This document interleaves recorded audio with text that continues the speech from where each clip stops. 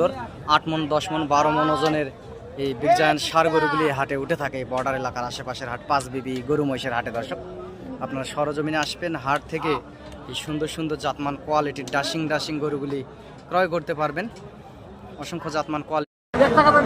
সুপ্রিয় দর্শক আসসালামু আলাইকুম ওয়া রাহমাতুল্লাহ। দর্শক অবস্থান করছি দিনাজপুর জেলার আমবাড়ি গরুর হাটে। দর্শক আমি মোহাম্মদ ফিরোজ হোসেন।